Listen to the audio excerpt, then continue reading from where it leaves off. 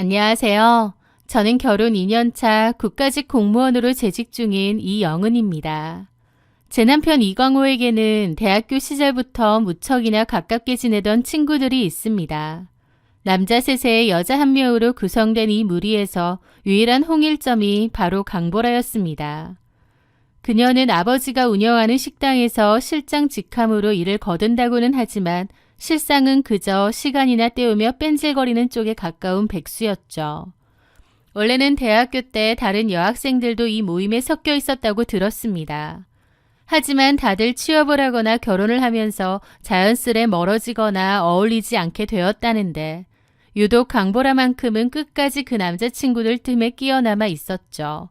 마치 여왕벌처럼요. 결혼 후 얼마 지나지 않아 남편이 친구들을 소개해준다며 자리를 마련했습니다. 그런데 그날 저는 강보라의 태도에 적잖이 당황할 수밖에 없었어요. 왜냐면 강보라는 노골적으로 저를 반기지 않았을 뿐더러 내내 제 남편 옆에 붙어서 자기가 저보다 저희 남편에 대해 훨씬 더 잘 안다는 듯 행동했거든요. 자기가 더 친하고 특별한 사이임을 과시하려는 듯한 그 태도에 기분이 상하는 건 당연했죠. 그 후 저희가 새 집으로 이사를 하고 남편 친구들을 집들이에 초대했을 때도 상황은 비슷했습니다. 여전히 저를 힐끗거리며 의식하고 남편과 더 허물없는 사이인 척 굴려 애쓰는 강보라의 모습에 황당함을 느껴야만 했죠. 그렇게 집들이가 끝나고 친구들이 돌아간 뒤 저는 남편에게 허심탄회하게 물어보게 되었습니다. 여보, 보라 씨가 혹시 자기 좋아하는 거 아니야? 아니면 예전에 사귀었다던가. 에? 그게 뭔 소리야? 아니, 자꾸 나를 지나치게 의식하는 것 같아서 혹시 옛날에 둘이 사귀었거나 썸 같은 게 있었나 싶더라고. 제 진지한 물음에 남편은 헛웃음을 쳤습니다. 말도 안 되는 소리. 내가 걔랑 미쳤다고 사귀냐? 그리고 보라 걔 원래도 아무 남자한테나 다 그래. 대학교 때부터 좀 유명했고 솔직히 오랜 친구라서 이런 말 하긴 그렇지만 톡 까놓고 보라 걔는 행실이 너무 해퍼. 저는 남편의 말에 눈을 흘겼습니다. 참나, 앞에서는 친한 척하면서 뒤에선 뒷담? 당신하고 당신 친구들 우정 알만하네. 자기가 신경 써하니까 내가 솔직하게 말하는 거지. 그리고 친구니까 이렇게 말해줄 수 있는 거야. 톡 까놓고 보라 걘 아마 결혼 못할걸? 애가 영 가볍고 해퍼서. 남자들이 연애는 해도 결혼을 하려고 하겠냐? 저는 남편의 말에 오히려 눈을 더 흘기게 되더라고요. 자꾸 해프다 어쩐다 하는데 당신이랑도 뭔가 좀 있었나 본데? 남편은 즐거우라며 손사래를 쳤습니다. 진짜 아니라니까? 나 맹세코 그런 스타일 딱 질색이야. 친구로서는 털털해서 괜찮지만 이성으로서는 완전 별로라니까. 자기도 잘 알잖아. 나 그렇게 가벼운 스타일 완전 싫어하는 거. 남편이 너무나도 단호하게 선을 그으며 질색하는 거예요. 하도 그러길래 그냥 보라 씨가 그런 스타일인가 보다. 남편도 보라 씨에 대해서 친구긴 하지만 이성적인 감정은 눈꼽만치도 없나 보다 하고 넘겼습니다. 그렇게 또 시간은 흘러 반년 정도 흘렀을 때였습니다.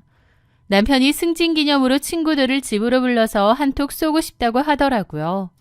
저는 흔쾌히 그러자고 했죠. 다만 제가 이번 달 말에는 다른 지역으로 출장이 잡혀 있으니 그때만 피해서 약속을 잡으라고 당부했습니다. 그런데 며칠 뒤 남편은 친구들이 하필 제가 출장 가는 그날만 시간이 된다고 우겼대요. 그래서 그냥 그날 모이기로 했다는 겁니다. 사실 제 친구도 아니고 남편 친구들이었기에 저는 안 봐도 그만이긴 하잖아요.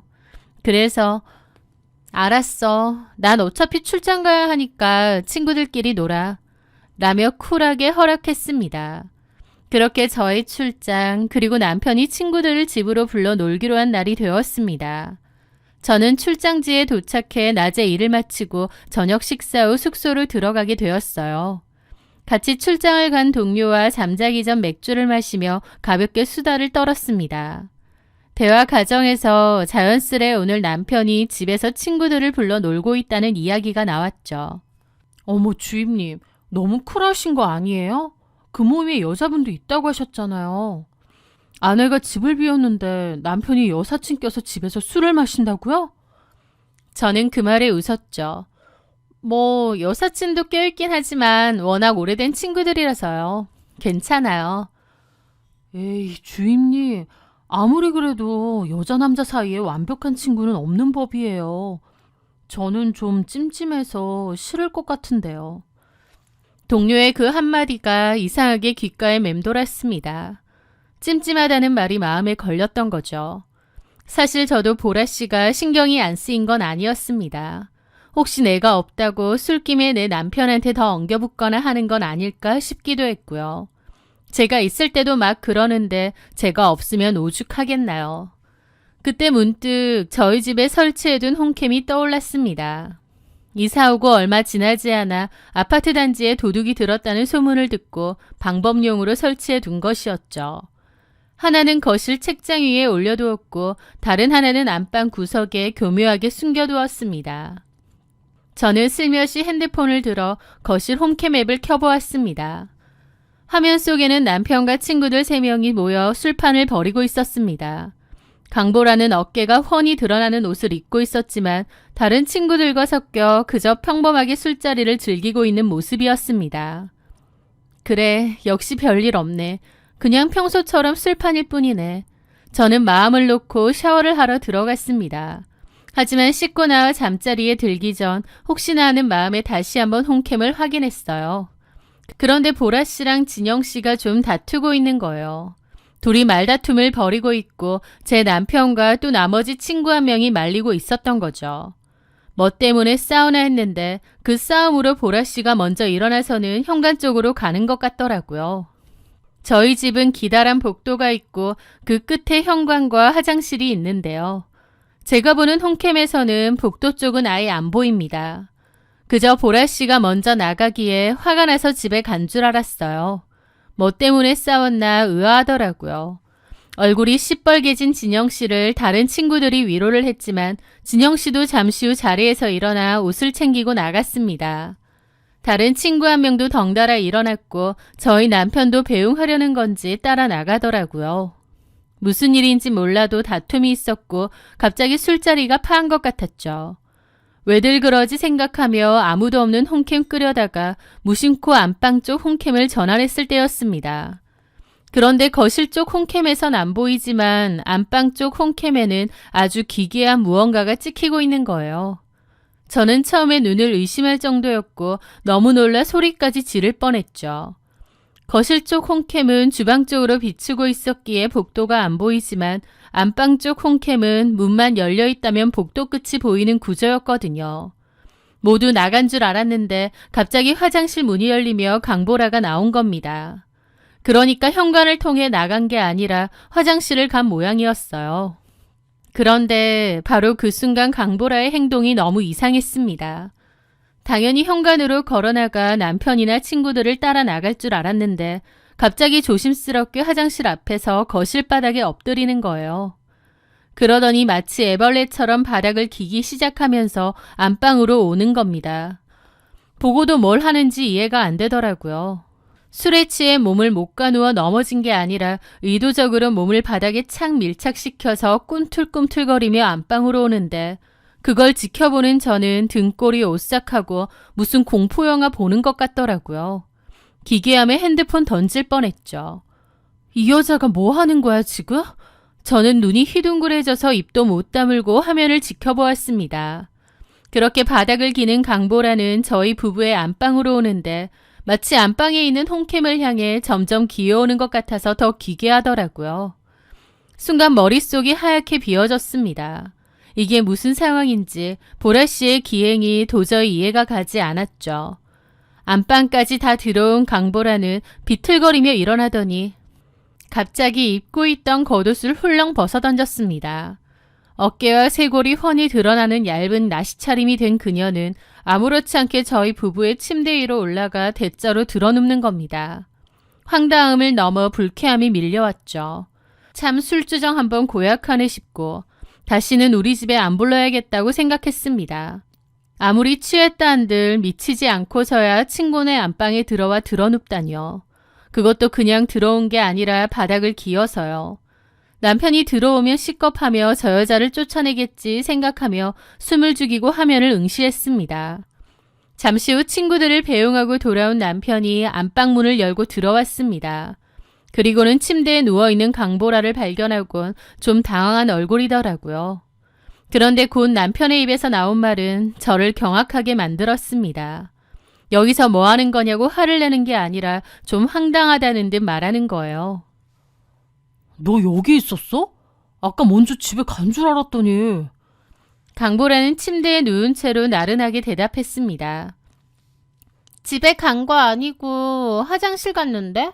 나와보니까 걔네가 나 놓고 가던데? 집에 먼저 간 줄 알았으니까. 너 아까 진영이랑 싸우길래 진영이가 너네 집 가본다고 하던데. 아, 오지 말라 그래. 조진영 말도 하지 마. 개 짜증나. 참나. 남편은 겉옷을 벗으며 무심하게 물었습니다. 근데 너 안 가냐? 안 가. 나 취해서 여기서 자고 가려고. 야, 미쳤어. 다 찍혀. 우리 집에 홈캠 있는 거 못 봤어? 걱정 마. 내가 거실에 있는 홈캠 안 찍히게 기어왔어. 뭐라고? 저 화장실에서 여기까지 기어왔다고. 안 찍혔을걸? 헐, 너 진짜 대박이다. 이제 자고 가도 되지? 어처구니가 없더라고요. 그러니까 술 취해서 저지른 기행도 아니고 일부러 의도적으로 거실 홈캠을 피해서 안방으로 기어온 것이었습니다. 아예 작정하고 몰래 안방으로 올 생각으로요. 그런데 그런 말을 듣고도 당장 나가라고 화를 내지도 않는 남편도 비정상적이긴 마찬가지였습니다. 그런데 그 다음 이어진 상황은 제 이성을 완전히 끊어놓았죠. 적당히 마시지. 남편이 타박하듯 말하자 강보라가 손을 뻗으며 말했습니다. 이리 와봐. 너도 피곤할 텐데. 아, 진영이가 알면 나 죽는데.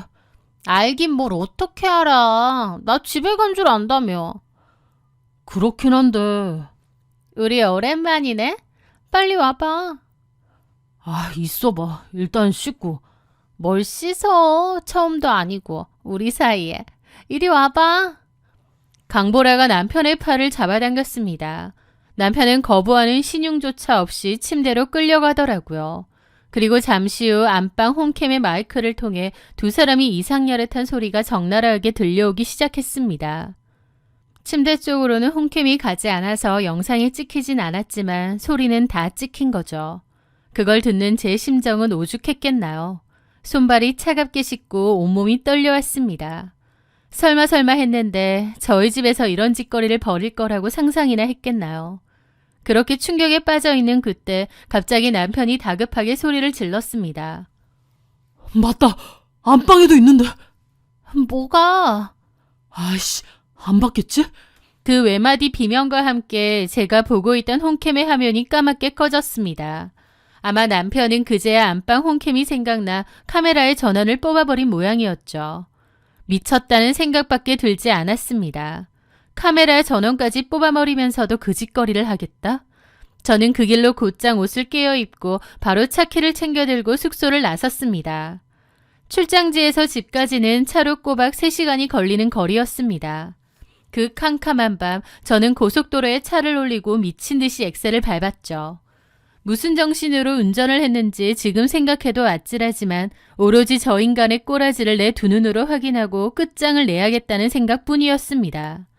새벽 공기를 가르고 마침내 저희 집 아파트 지하주차장에 도착했습니다. 차에서 내리기 전 저는 친동생에게 전화를 걸었습니다.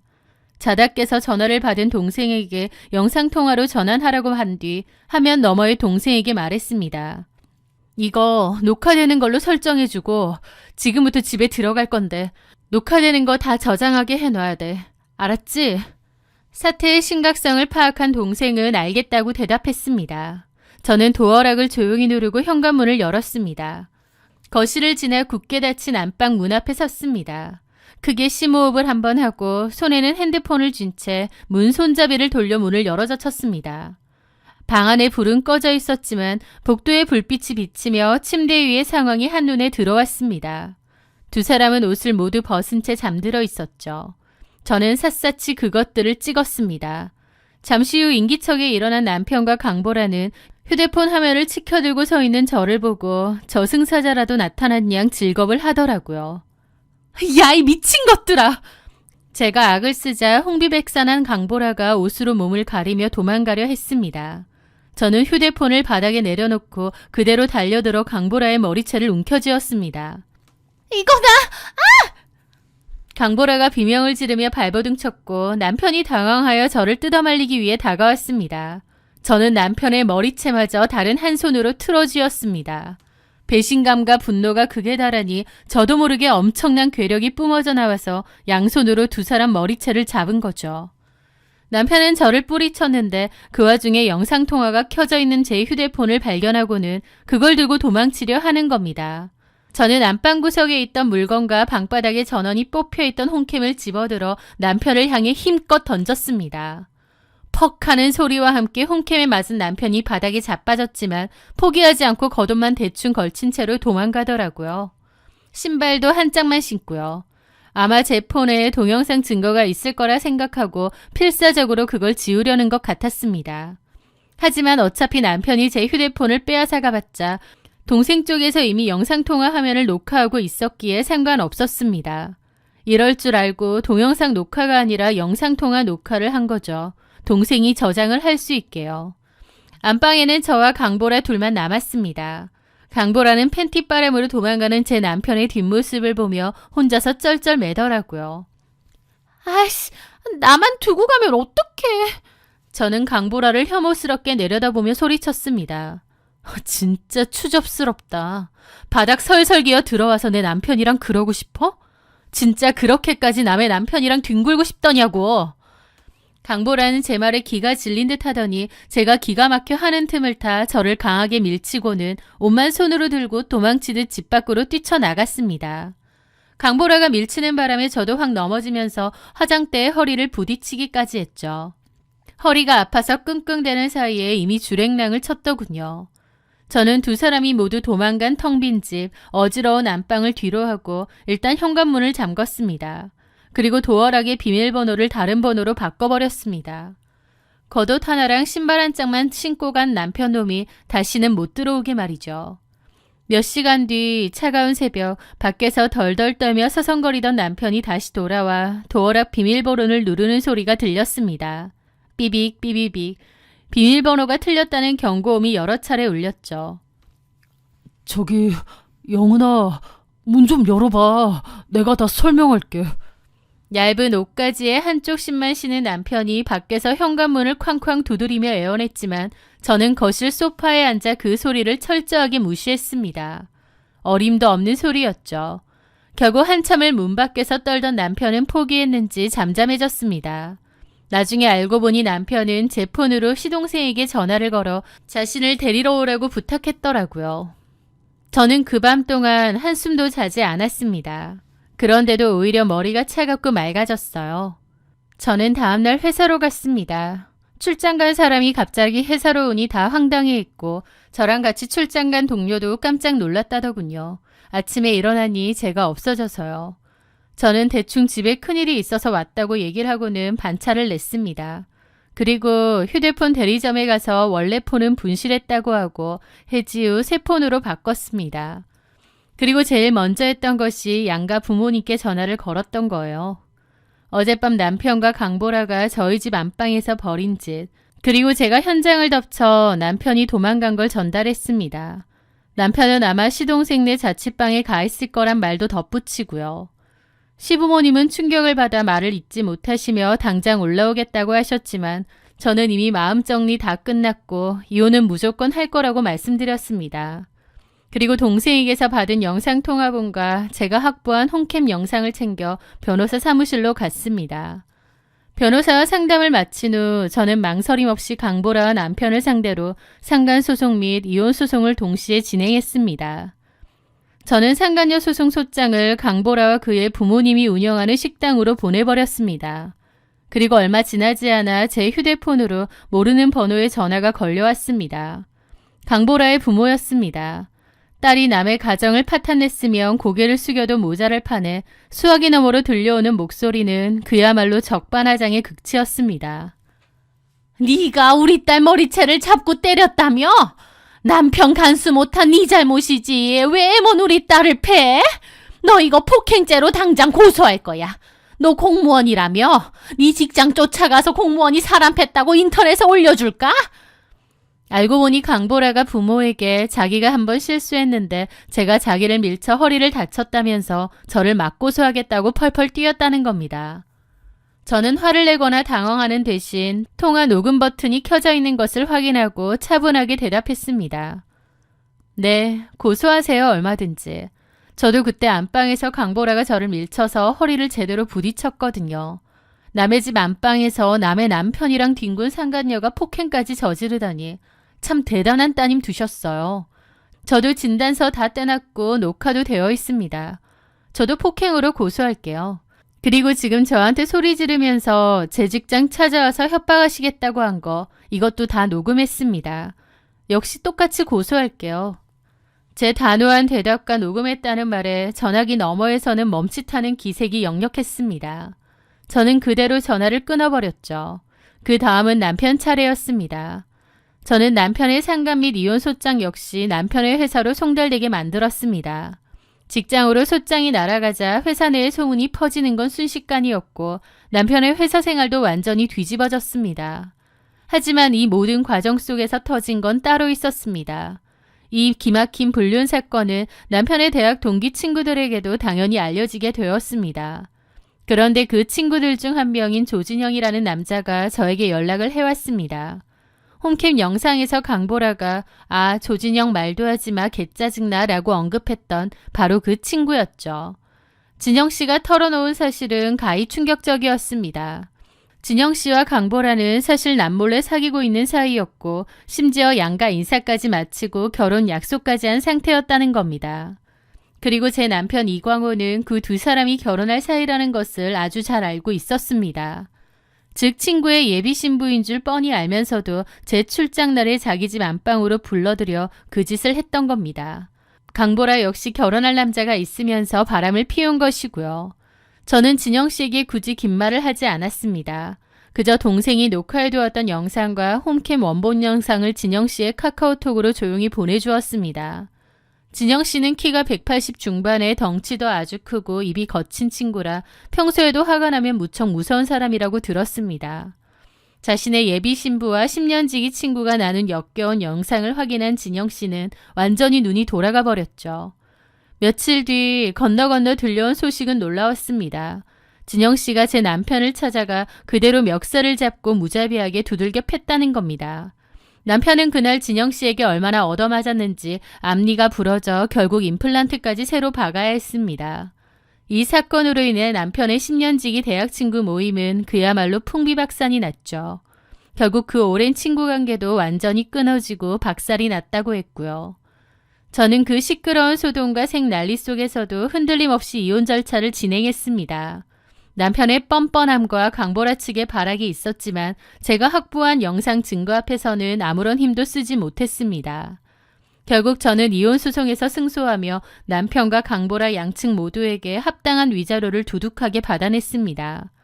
자기 머리채를 잡고 밀쳤다며 강보라 측에서 운운했던 폭행 고소건은 저 역시도 허리를 다친 진단서와 협박죄 녹음본을 들이밀며 강경하게 나갔어요. 그 일은 서로 없던 일로 조용히 마무리되었습니다. 제가 강보라 측으로 위자료만 받고요. 모든 서류 정리가 끝나고 법원을 나서던 날 저는 깊은 숨을 내쉬었습니다. 만약 그날 집에 홈캠이 없었더라면 어땠을까요? 강보라는 뻔뻔하게 남사친의 아내인 저를 비웃으며 계속 제 집을 들락거렸을지도 모릅니다. 아무것도 모를 제 모습을 상상하면 지금도 기가 막히고 아찔합니다. 이제 저는 그 쓰레기 같은 인간들을 제 인생에서 완벽하게 잘라냈습니다.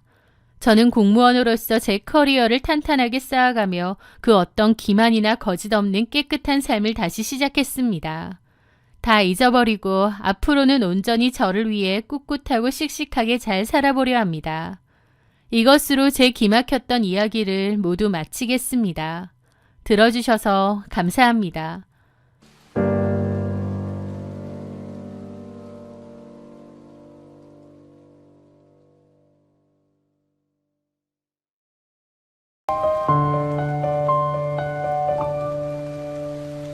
안녕하세요. 저는 출판사에서 북 디자이너로 일하며 평범하지만 누구보다 성실하게 제 삶을 일구어온 이소민이라고 합니다. 저는 늘 계획한 대로 물 흐르듯 살아가는 것에 안도감을 느끼는 성격이었거든요. 남편은 지인의 소개로 만났는데 처음 보는 순간부터 매너가 좋고 성격이 서글서글해서 제 마음을 단숨에 사로잡았습니다. 안정적인 사람을 원하던 저에게 남편은 딱 그에 걸맞는 사람이었으니까요. 8개월의 연애 끝에 주위의 축복을 받으며 결혼에 골인했습니다. 결혼 초반에는 예쁜 아이까지 바로 생겨서 세상을 다 얻은 기분이었어요. 결혼 생활에는 전혀 부족함이 없고 너무 행복하기만 했죠. 그런데 하늘도 무심하시지 그 소중한 아이는 허망하게 유산이 되고 말았습니다. 그 후로 아이를 가지려 참 많이도 노력했는데 뜻대로 되지 않더군요. 어느덧 결혼 4년 차, 주변에서 좋은 소식 없느냐고 할 때마다 그 말들이 마치 비수처럼 꽂혔습니다. 아이가 잘 생기지 않아 혼자 소가리를 하며 고민하는 저를 보면서 남편은 늘 다정하게 제 어깨를 감싸 안아주었어요. 소민아, 너무 스트레스 받지 마. 우리끼리 알콩달콩 사는 것도 충분히 행복하잖아. 나는 당신만 있으면 돼. 억지로 아이 가지려고 너무 아등바등 하지 말자. 당신 몸 상하고 마음 아픈 거 나 보기 싫어. 남편의 말이 저를 생각해서 하는 배려라는 건 잘 알았지만 한편으로는 좀 서운한 마음도 있었습니다. 왜냐면 남편은 나만큼 아이가 간절하진 않구나 싶었거든요. 하지만 저는 포기하고 싶지 않았어요.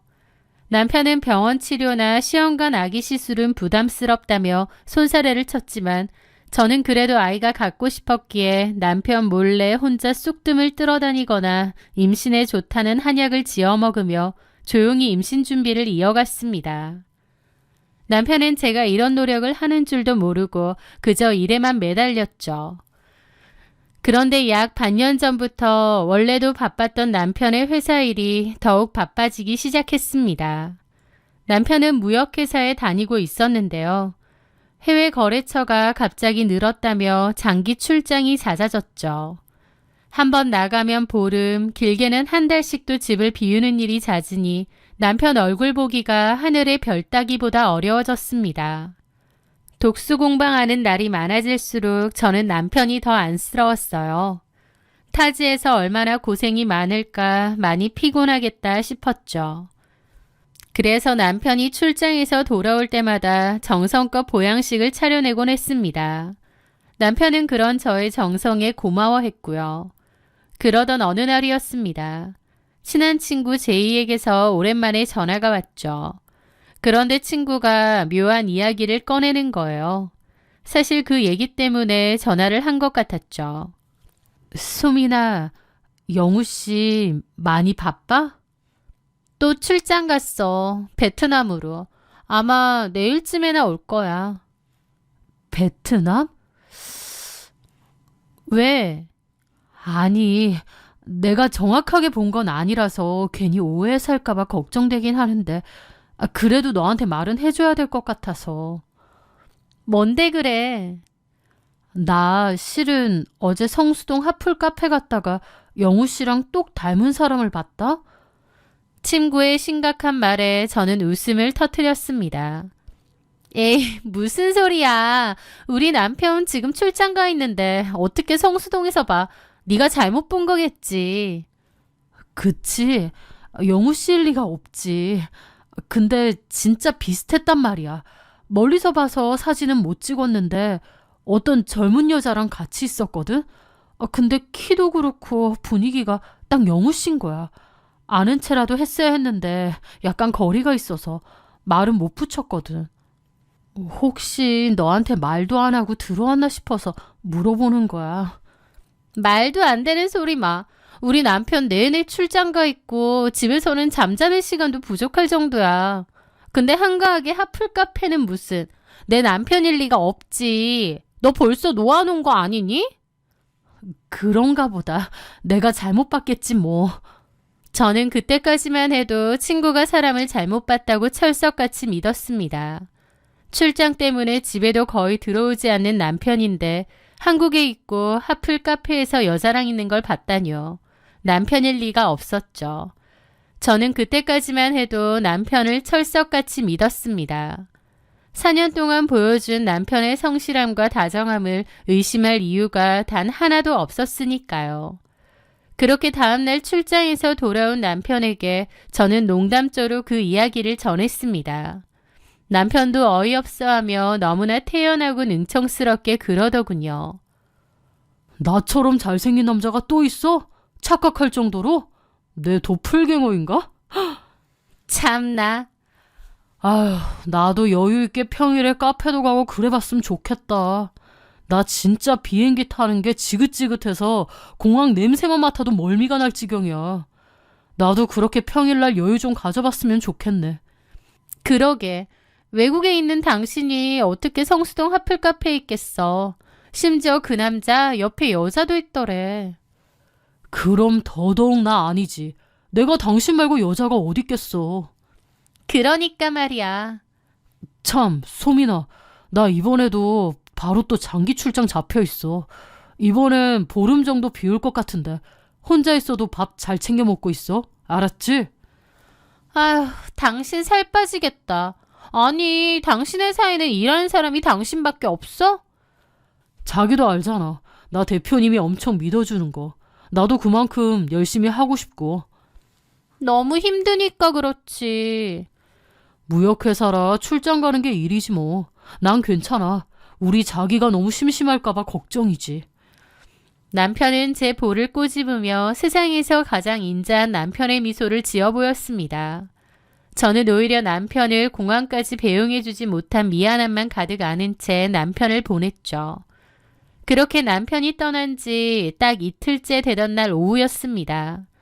출판사 마감 작업을 하느라 정신없이 마우스를 움직이고 있는데 예전 지인에게서 카카오톡 메시지가 하나 도착했습니다.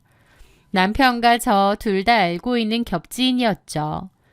평소 연락이 잦은 사람이 아니었기에 의아한 마음으로 메시지를 확인했습니다. 수민 씨, 이거 영우 씨 아니야? 나도 이거 건너서 우연히 보게 된 건데 보고 너무 놀라서 수민 씨한테 보내.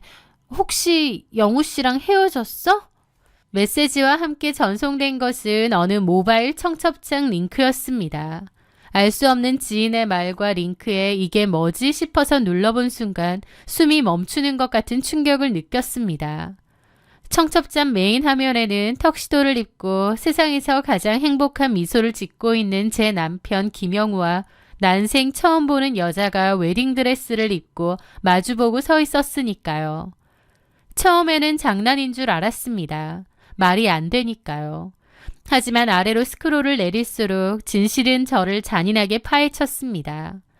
여러 장의 웨딩 화보 속 남자는 분명히 출장을 간다던 내 남편 김영우가 있었습니다. 그리고 적혀있는 결혼식 날짜는 놀랍게도 바로 내일이었습니다.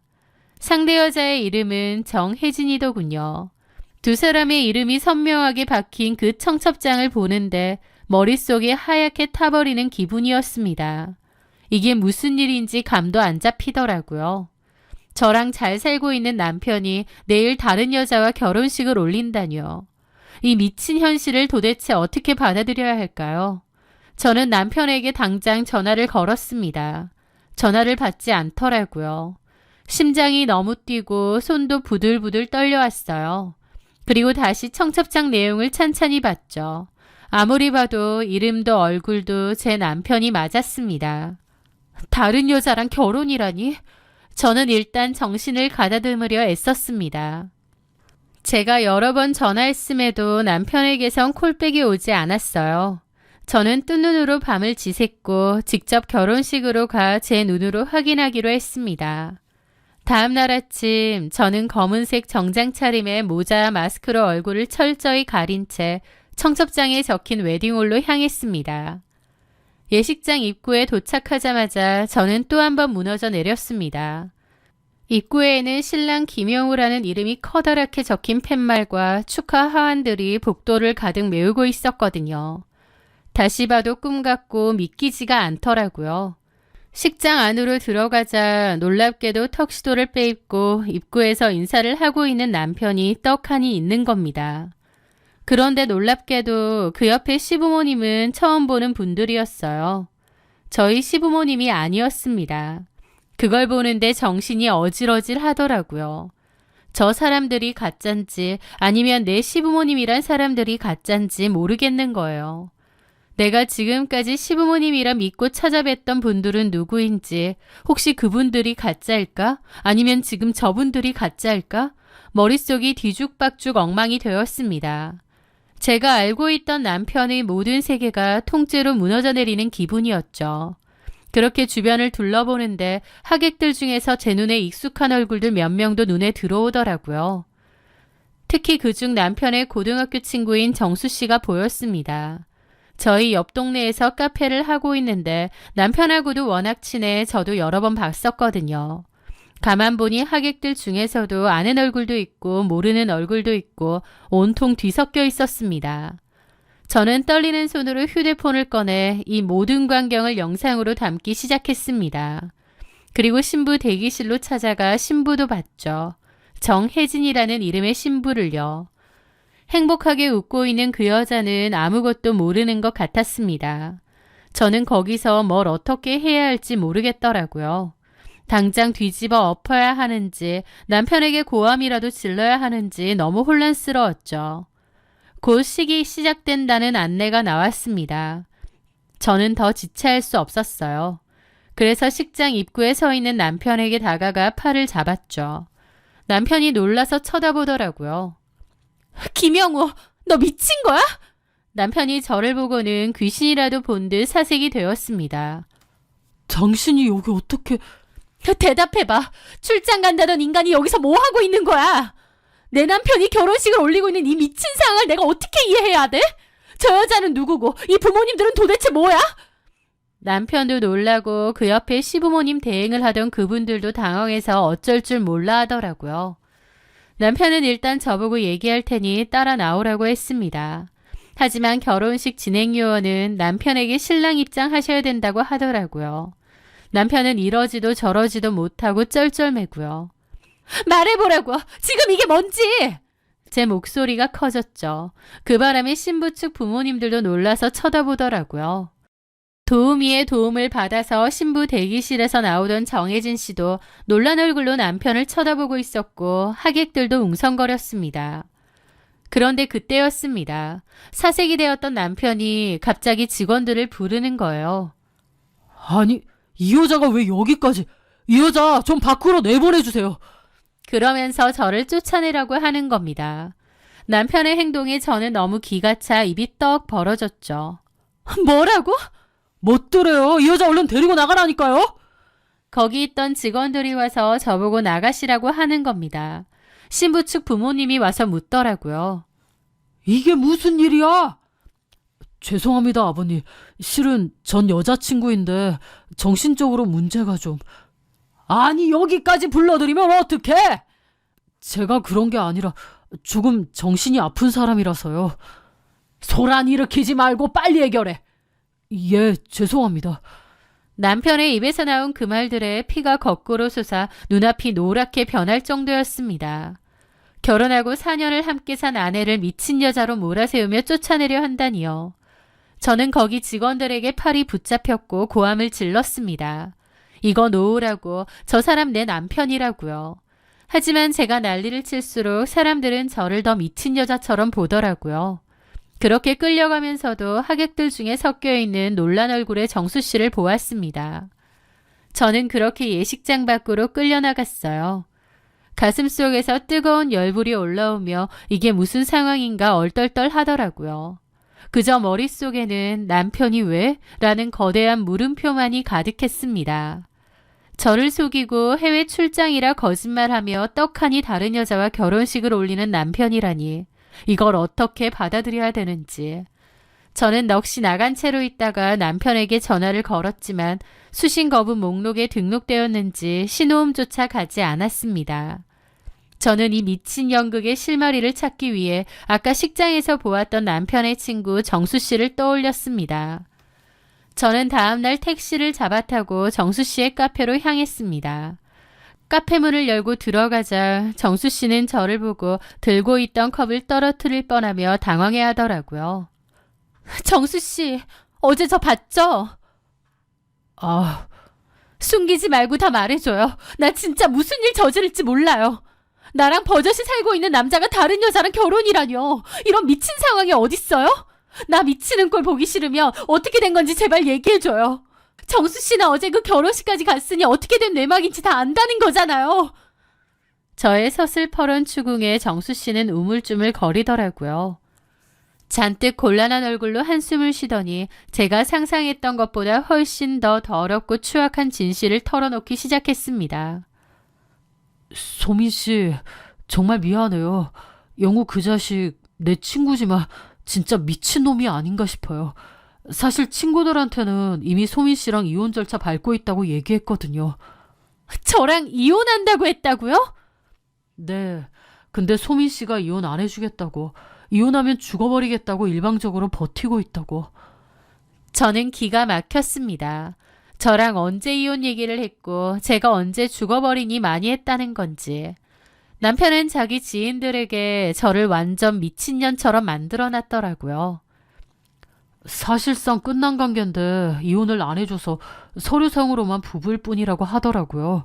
그러면서 지금 만나는 정혜진이랑 결혼하고 싶은데 소민 씨 때문에 난감하다는 거예요.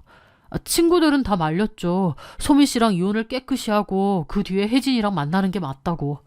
그런데 영우가 그러다간 혜진이를 놓칠 것 같다면서 일단 결혼부터 하겠다는 거예요. 그 뒤로 소민 씨랑 정리한다고. 다시 한번 말하지만 저는 남편과 이혼할 생각도 없었고 그럴 만한 일도 없었습니다. 너무나도 평범하게 문제없이 지내왔으니까요. 그런데 그건 저의 생각일 뿐이었나 봅니다. 남편은 이미 저를 정리하고 그 여자한테로 갈아탈 생각을 했더라고요. 저는 아무리 생각해도 이건 좀 아닌 것 같다고 했는데도 결혼할 때 제발 좀 와달라고 하더라고요. 저랑 다른 친구들도 미친놈 아니냐고 안 간다고 했는데 영우가 제발 와달라고 사정사정하고 부탁을 하는 거예요. 그래서 저도 마지못해 간 건데 어제 소민 씨 그러는 거 보고 이건 아닌데 싶고. 정말 생각지도 못한 일이었습니다. 남편과 제가 아무 문제 없이 잘 지낸다는 건 철저하게 제 생각이었어요. 남편은 겉으로는 다정하게 지내는 척했지만 사실은 저랑 진작에 이혼을 하고 싶어 했고 결국 다른 여자들도 만나고 다녔다는 겁니다. 그러다가 정혜진이라는 여자를 만났는데 정수 씨 말에 따르면 그녀의 아버지가 중소기업 사장이라고 하더라고요. 부유한 집의 외동딸이었던 겁니다. 제 남편은 미혼인 척 혹은 이혼한 척 속여 그 여자를 유혹했고요. 그럼 식장에 있던 그 부모님들은요? 그건 영우가 고용한 대행 알바들일 거예요. 하객들도 친구들 몇 명 빼고는 대부분 알바고요. 더욱 기가 막힌 것은 바로 어제 남편이 정혜진과 결혼식을 마치자마자 하와이로 신혼여행을 떠났다는 사실이었습니다. 제가 다 알았음에도 불구하고 뻔뻔하게 정혜진과 여행을 떠난 거였죠. 아마 저를 과거에 사귀었던 전 여친이자 정신나간 스토커라고 했을 게 뻔했습니다. 뻔히 와이프가 있는데도 아무렇지 않게 지우려고 하는 그 모습이 얼마나 소름 끼치던지요. 저는 배신감에 몸을 떨며 카페를 나왔습니다. 그리고 정수 씨가 마지못해 알려준 정보로 정혜진의 아버지 회사를 찾아가기로 했습니다. 저는 일단 집에서 그동안 남편과 제가 부부로서 살아왔던 모든 증거들을 모았어요. 당연히 혼인관계 증명서도 챙기고 결혼 앨범도 챙겼죠. 그리고 정혜진의 아버지가 운영하는 회사를 찾아갔습니다. 1층에서 대표실로 연결을 해달라고 했죠. 그날 결혼식에 왔었던 사람이고 따님의 결혼에 대해서 꼭 드려야 될 얘기가 있다고 전해달라 했습니다. 그렇게 1층에서 기다리니 대표실로 올라오라고 하더라고요. 저는 대표실로 들어가서 정혜진 씨의 아버지를 만나자마자 혼인관계 증명서와 웨딩 사진들을 드렸습니다. 사위로 맞이하신 김영우요. 제 남편입니다. 저희 이혼한 적 없고요. 지금도 혼인 유지 상태입니다. 남편하고 별다른 문제도 없었어요. 그저 남편이 출장이 좀 잦다고만 생각했는데 우연히 아는 지인에게서 모바일 청첩장을 받았습니다. 그래서 설마 해서 결혼식에 찾아갔더니 다른 여자랑 결혼을 하고 있더라고요. 어떻게 이런 일이 있을 수 있는지. 지금 결혼 상태라고요? 네, 출장 간다던 남편이 떡하니 다른 여자랑 결혼을 한 거예요. 대표님도 전혀 모르셨던 거죠? 정혜진의 아버지도 놀라 기함을 하더라고요. 이 무슨 말도 안 되는... 분노로 몸을 떨던 정혜진 아버지는 즉시 하와이에 있는 정혜진에게 전화를 걸었습니다. 그리고 딸에게 당장 그 사기꾼 놈 버리고 한국으로 들어오라고 고함을 질렀습니다. 그렇게 다음날 남편과 정혜진은 한국으로 돌아왔고 대표님은 사자대면을 하자며 저도 회사로 호출하더군요. 그렇게 다시 대표실로 들어갔습니다. 거기에는 남편과 정혜진이 앉아 있더라고요. 그런데 남편은 저를 보고도 뻔뻔하게 거짓말을 하는 겁니다. 회장님, 아닙니다. 이 여자랑 저는 진작에 끝난 사이였습니다. 제가 헤어지자고 수백 번 말했는데 이 여자가 중매사내하면서 이혼도 안 해주고 버틴 거예요. 사실상 이미 끝난 관계입니다. 서류 정리만 안 했다 뿐이에요. 그의 입에서 나온 뻔뻔한 궤변에 저는 실소를 터뜨렸습니다. 4년을 함께한 아내를 이혼도 안 해주고 버티는 미친 여자로 몰아세우는 그 추악한 민낯. 하지만 남편의 비굴한 외침에 그 대표님은 대답 대신 김영우의 뺨을 세차게 갈겨버렸습니다. 감히 어디라고 그 더러운 입을 놀려? 총각인 척 속여서 내 딸을 농락하고 조강지처를 미친 사람으로 몰아? 네 놈이 인간이냐? 그 대표님은 제가 가져온 증거물들을 김영우의 얼굴에 내던졌습니다. 저도 따졌죠. 너 진짜 무섭다. 이혼? 우리가 언제 이혼 얘기를 했어? 보름 전에도 나한테 사랑한다고 출장 금방 다녀오겠다고 나간 게 너야. 그래놓고 다른 여자랑 결혼식을 올려? 너 진짜 소름 끼치고 무서운 인간이다. 어떻게 이런 일이 다 있을 수 있는지 지금도 안 믿겨. 진짜 정신병자는 너잖아. 그 순간이었습니다. 모든 것을 다 들은 정혜진은 충격과 배신감에 넋이 나갔는지 이내 그 자리에 쓰러졌습니다. 대표님은 놀라서 딸을 들쳐업고 밖으로 달려나가려 했어요. 남편 역시 정혜진을 잡으려고 했는데 대표님이 손대지 말라고 남편을 확 밀어 넘어뜨렸죠. 남편 놈은 바닥에 처박히고 대표님은 정혜진을 들쳐업고 서둘러 밖으로 달려나갔습니다. 저는 넋나간 남편을 가만히 봤어요. 남편 놈은 바닥만 쳐다보고 있더라고요. 미친놈, 너는 진짜 미친놈이야. 저도 그렇게 말하고 자리를 떠났습니다. 그 후 당연히 김영우의 결혼은 파토가 났습니다. 원래 김영우는 정혜진과 결혼한 후 그 아버지 회사에 들어가기로 했대요. 그래서 원래 다니던 무역회사에는 사직서까지 제출한 상태였습니다. 하지만 이 미친 중혼 시도가 발각되면서 정혜진네 회사는 물론 전 직장에도 추악한 소문이 다 퍼졌다고 하더라고요. 한마디로 김영우는 업계에서 완전히 매장당한 거죠. 저는 김영우를 상대로 이혼소송을 제기했고 중혼이라는 역대급 유책 사유로 인해 위자료와 재산 분할을 톡톡히 받아냈습니다. 그리고 정혜진 씨의 집에서도 그를 가만두지 않았습니다. 혼인빙자 관련한 사기와 명예훼손 등 그가 감당할 수 없는 수준의 손해배상 청구가 쏟아졌으니까요. 김영우는 모든 것을 잃고 나서야 저에게 다시 연락을 해왔습니다. 예식장에서 저를 망상증 환자로 몰아세우던 그 당당함은 어디로 갔는지 비굴하기 짝이 없는 목소리로 저에게 매달리는 거예요. 연락을 받자마자 저는 소름이 돋아 휴대폰을 집어 던질 뻔했습니다. 이토록 이기적이고 추악한 인간이 한때 같은 입을 덮고 산 내 남편이었다니. 저는 단 한마디의 대꾸도 없이 번호를 차단하고 이혼 절차를 마무리 지었습니다. 만약 제가 그날 지인의 연락을 받지 못했더라면 어떻게 됐을까 싶기도 해요. 남편은 여전히 저를 속였고 저는 까마득히 몰랐을까요? 남편이 꽤나 철두철미했기에 어쩌면 몰랐을지도 모릅니다. 그러다가 갑자기 이혼하자고 했을지도 모르죠. 제가 아무것도 몰랐을 거라고 생각하면 너무 기가 막혀 헛웃음이 납니다.